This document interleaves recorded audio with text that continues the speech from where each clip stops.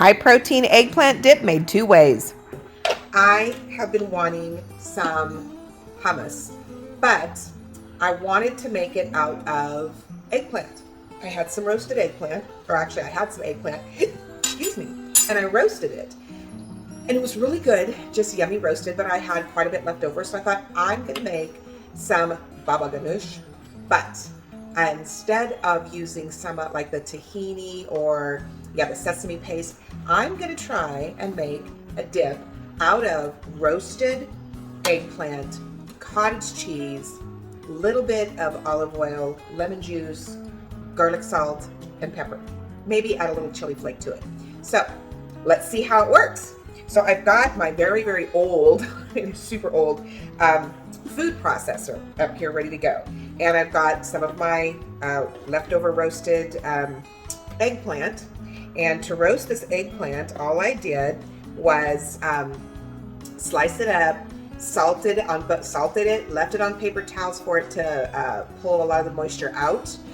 Flipped it over, did the same thing.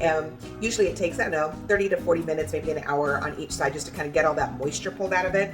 And then I drizzled a little bit of olive oil, a little bit of garlic, salt, and pepper, and then just popped it in my oven behind me and roasted it for about 20-25 minutes at 400 degrees.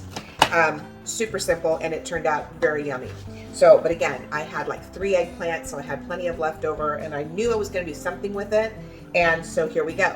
So I've got my eggplant in here. I'm going to see what it looks like when I pulse it up, because I don't know if I want to use more or if this is enough. So bear with me. So all of that eggplant only gave me like that much. So I'm going to go ahead and I'm going to just go ahead and put the rest of this roasted eggplant in here. Why not, right? If you don't like eggplant, or if you think you don't like eggplant, give this a shot. Give the roasting of it a shot. I don't know if this recipe is going to turn out, so we'll see.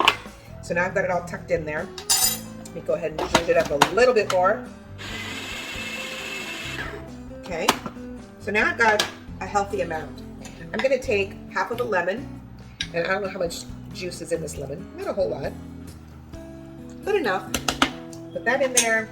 I'm going to put in cottage cheese. Now, again, I'm really bad about like measurements and such. So I am putting in, let's see, this is like a tablespoon size basically. That's 4, 5, let's just say 6 tablespoons to start off with.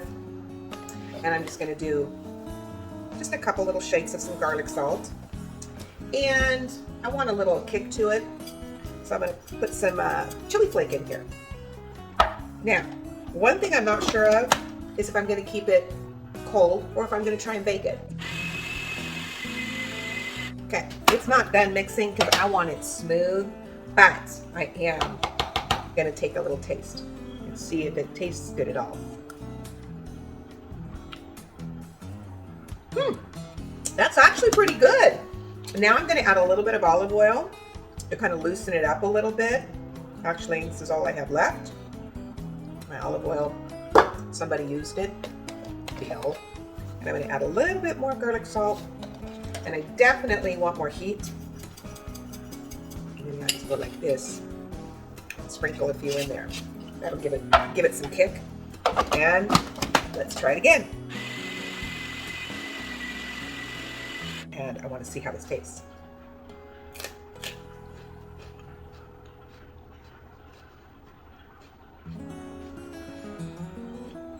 I would get the crunchiest celery stick, right? Okay, that's good.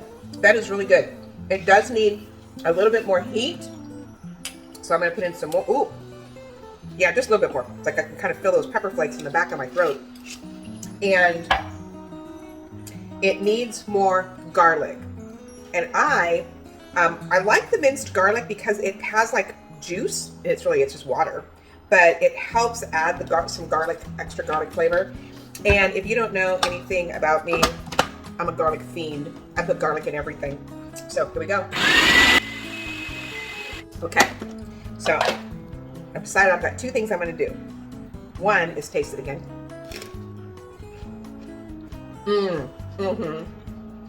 Now, I've got a lot of dip here, So what I'm going to do is I'm going to take half of it and put it in my little Pampered Chef round baker, and I'm going to bake half of it, then I'll keep the rest of it raw, and then I can eat it as a cold dip or a hot dip. And I actually have some carrots, sugar snap peas, little mini peppers, probably, well, I already ate the zucchini, otherwise I'd use some little zucchini sticks, but that's how I'm going to eat it today. But you could also make some pita chips out of pita pockets, and those are real simple to make. You could even make chips out of the zero carb tortillas. I've been seeing that all over the internet. I'm gonna have to check that out. But anyway, I would say that this is a good experiment. It turned out very well. So in my mind, I knew I wanted to make something. Okay, so I sprayed my Pampered Chef ramekin. It's a small little round baker. I love it. I don't think they make it anymore. Anyway, and I added just a touch more garlic salt. As I tasted it again, I felt like it needed a little bit more salt. And I sprayed the ramekin, and now I put it in, put the bulk of it in this baker. Now I'm waiting for my oven to heat up. I'm going to roast it at 350. Probably for maybe 10 minutes, just so that it gets maybe little crispies on the top. This should be interesting. Okay, so I just pulled it out of the oven. Again, I roasted it at 350, and I ended up putting it in for about 12 and a half minutes. And see all of those little charred type bits at the top? That's gonna be full of flavor. Okay, friends, so the real question is, can you tell which was the baked and which was the raw? Probably pretty easy. I just took it out of the oven. I scooped it in a little bowl. Now I have my veggie crudité with cottage cheese eggplant hummus, both baked and unbaked.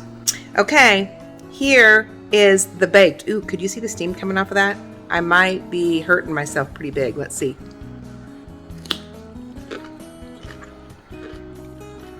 Mmm.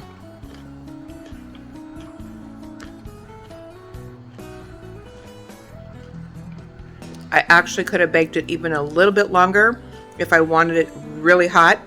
But guys, it's a winner. Love it.